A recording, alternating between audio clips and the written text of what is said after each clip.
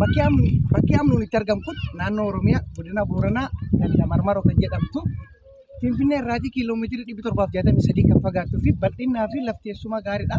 Asirraa kiiloomeetirii 40 qofa yoo deemne gama kanaan Keeniyaatti dhiyaanna gara kanaan immoo Turii yookiin Arbooree kan jedhani Hamariitti dhiyaannee argamna. Haalli jireenyaa yeroo ammaa gaariidha. Bakki kun kan beekamu bakka ho'iinsa qabu yookiin gammoojjii jedhama. Yeroo ammaa fedhii waaqaa taatee akka tasaa dhufe bakkuma yeroo dhufe irratti bokaan roobee akkuma sana agartan kan haalli jireenyaas dassa namadha. Qootame akkaataa jireenyaa naannoon kun naannoo Booranaa qofa taateef akkaataa Booranaa fi akkaataa warri mana nyaataa keessatti fayyadamu haala jireenyaa godinaalee Booranaa keessa taa'ee mana jireenyaa akkamitti jiraatan sanoonni hin agarsiisne.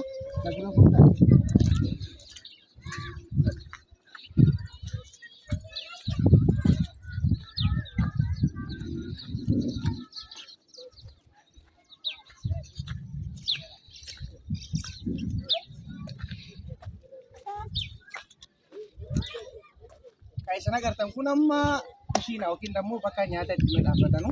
Akkuma sana agartan kushiinaan kana mana jireenyaa kana an fakkeenyaaf mana xiqqaa sana agartan qabu dheerina kiyyaa keessa jiraata. Isa kan immoo kushiina akkaataa nyaata haalli Booranaa immoo nyaata sirreeffata waliin lallaqatu. Akkuma sana agartanu kunini Oreedha yookiin immoo halqooqa kan jedhanu asumarraatii boosee maalii qabarri fayyadamu haalli nyaataa amkulleen booseedha. Iddoon kun immoo iddoo qixxaa itti dhaabatanudha. Teessumilleen kanaadha. Beekaa kanuma nyaata midhaafachuuf wanta adda addaa hin fayyadaman garuu wanti xiqqaa tokko qofa fayyadamanii shafannitti.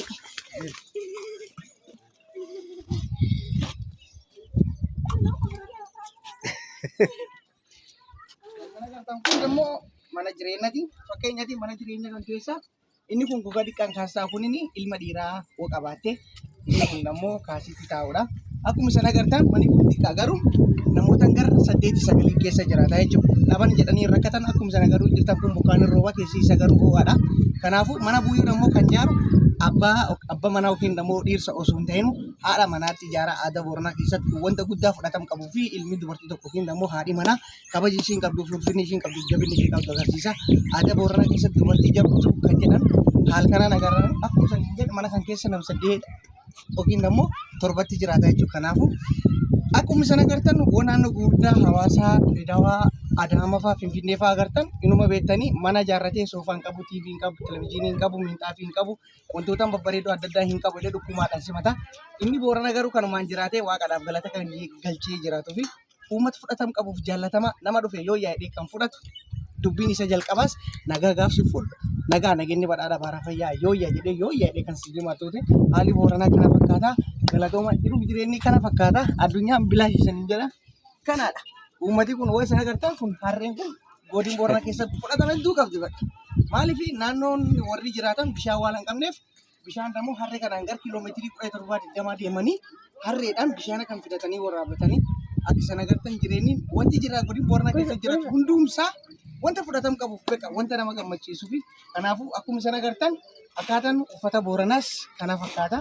Yaa shiid yookiin immoo uffata adda addaadhaan kan uffatamu yommuu ta'u kanumaadha uffati. Kanaafuu qonna birraa badda. Ishiin kun namoo agartan uummata Booranaa keessatti Booranni waan inni midhaagu tokko fuulli isaa magaalaadha. Inni lammaffaan immoo dubartii naannoo kana qalloo dheertuudha. Akkuma sana agartan kun faayaadhaan faayamtee haala jireenyaa uffata godina Booranaa qabu kana fakkaata. Waan akka wiilkii fa'aa maalii fa'aa hidhatanii jiraatanii Booranni kana fakkaata. Kanaafuu waan dhageettaniif galatooma jedhanii ani maqaan koo Taamiraat Oginaa jedhanii jiraata. Magaalaa Yaabelloo godina Booranaa keessatti dhaladhee haala carra ta'ee hojii yookiin immoo waan akka tasaa dhufe irratti haala godina Booranaa jireenya Booranaa keessa jiru haala xinnoo ta'e yookiin immoo haala miidiyamii ta'een isin ibsa jira. Kanaafuu ulfaadhaa galatoomaadhaa kaameraamaaniin kennaa Joomo jedhama. Innis ijoolluma gara shaashee ta'ee carraa hojiidhaan walitti dhufnee yeroo ammaa kaameraamaaniidhaan adeeggaree kan agarru. Obboleessi keenya dammoo qallaan akkaataa tasaa fiildiin keenya illee tokkodha. Waanuma fayyaaf waan adda addaa irratti hojjenna. Haaluma kana fakkaata.